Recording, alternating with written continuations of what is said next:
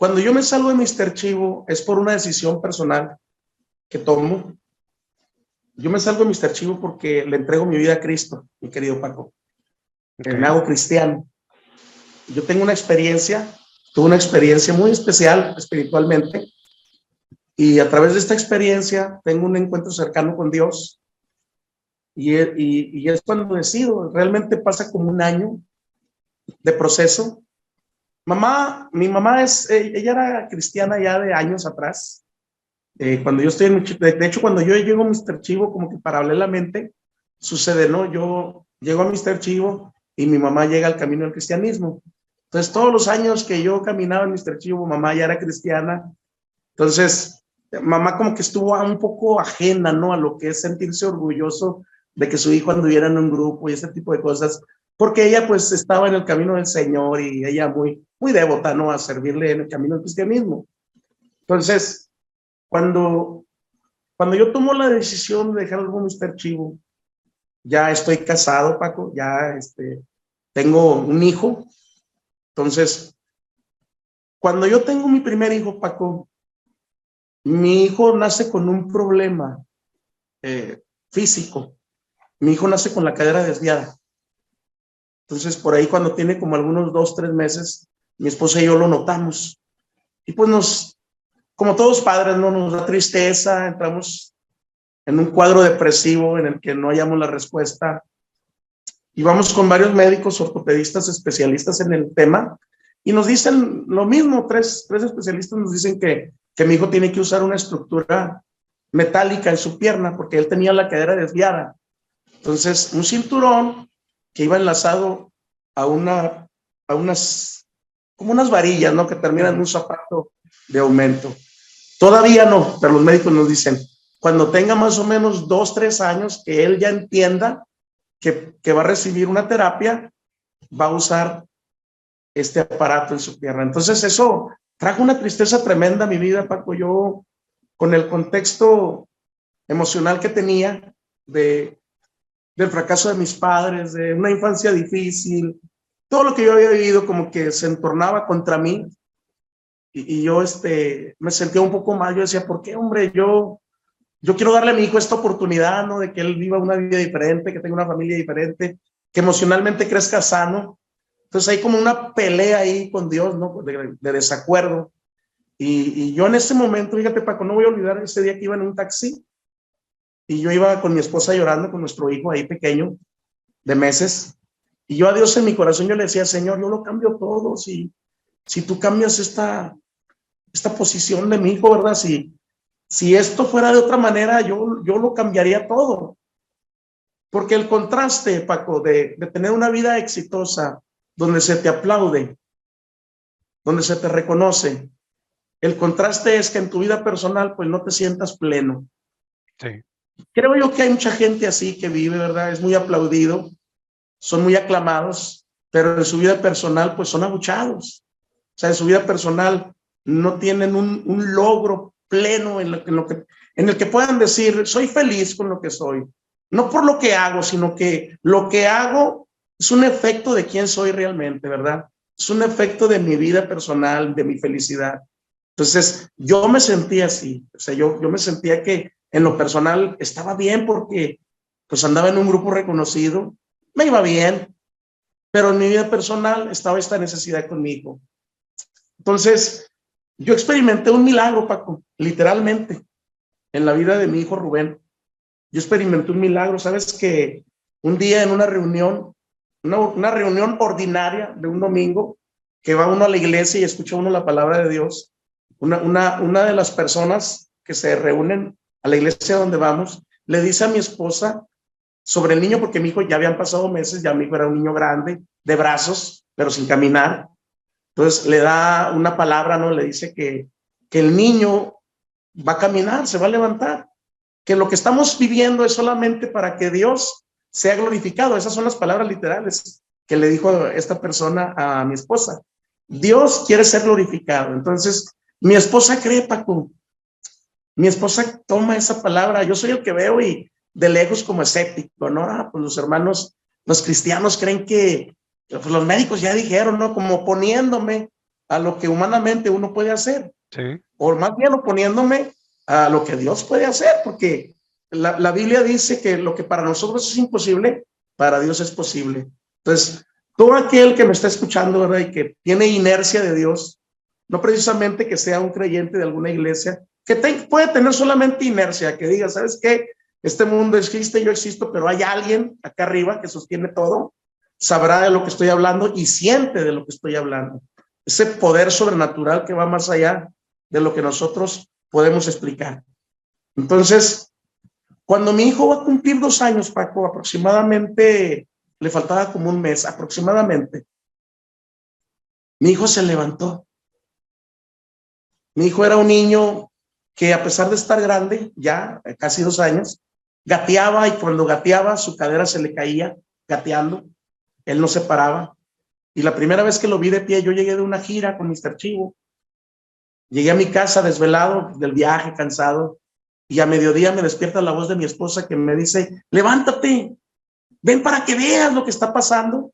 Y era mi hijo, Paco, por primera vez de pie, sostenido en una barda del cuarto, en una pared, así sosteniéndose como un niño con cierto temor, ¿no?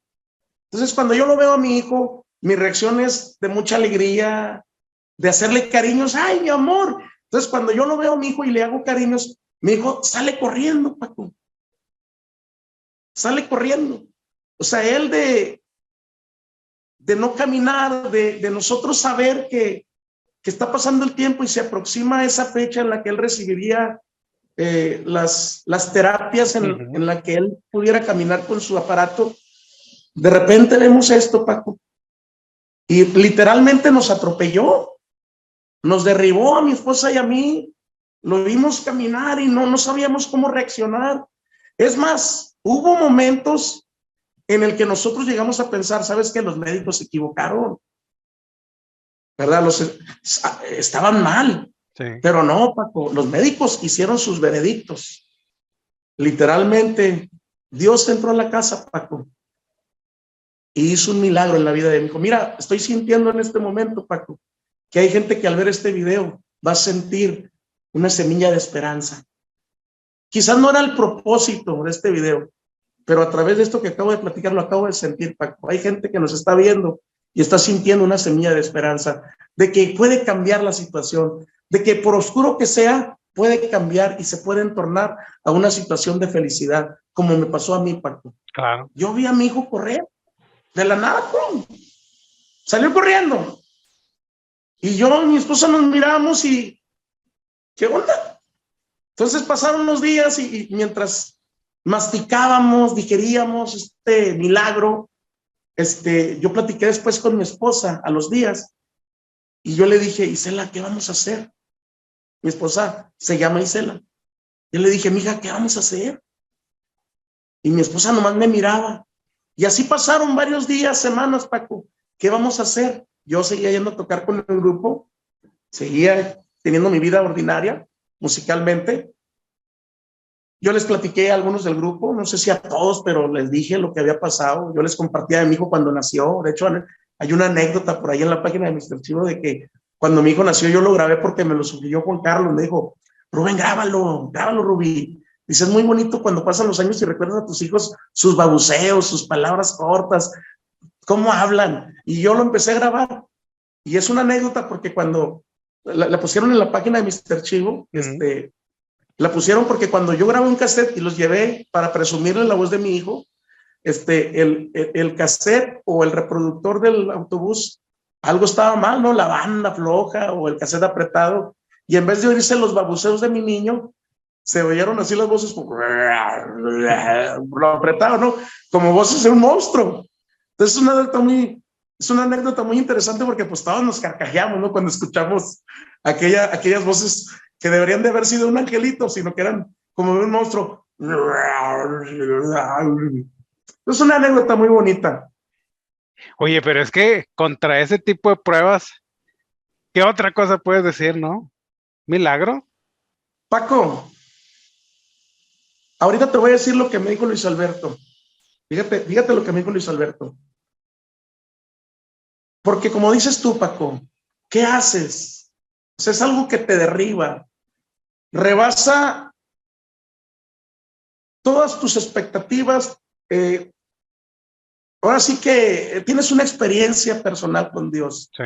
porque a los meses, pasan los días, pasan semanas, masticando el milagro, y yo le digo a mi esposa, ¿sabes qué, hija? Yo siento que Dios vino y entró a la casa. Así de alguna forma Él entró y sanó a nuestro hijo. Y sí, mi esposa me decía así. Entonces yo le digo, yo le voy a entregar mi vida a Jesús. Cuando le digo a mi esposa eso, porque aquí en el rancho, Paco, para la gente que está viendo el video, en un rancho todos nos conocemos. En un rancho, aunque sea de mirada, pero todos nos conocemos. De hecho, yo siempre les digo, cuando platico a las personas de mi rancho, que es tan cercanía la vida en los ranchos que cuando alguien muere, todo el rancho ahí está, aunque no nos conozcamos. Entonces, cuando pasa eso, mi esposa y yo entendemos que cuando yo digo, le voy a entregar mi vida a Jesús, es dejarlo todo. Así lo entendemos, es dejarlo todo. Entonces yo le digo a mi esposa, ¿sabes qué? Le voy a entregar mi vida a Cristo. Y mi esposa, no se me va a olvidar su cara de interrogante. Me dice, ¿y qué vamos a hacer? Porque ella entendía. Cuando yo le decía, le voy a entregar mi vida a Cristo, era dejarlo todo. Sí. Empezar una vida nueva.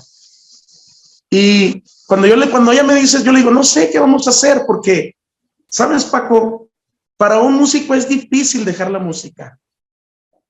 Es difícil. Te podría dar 1000 ejemplos, pero yo sé que lo puedes ver en los mismos grupos. Es difícil dejar la música.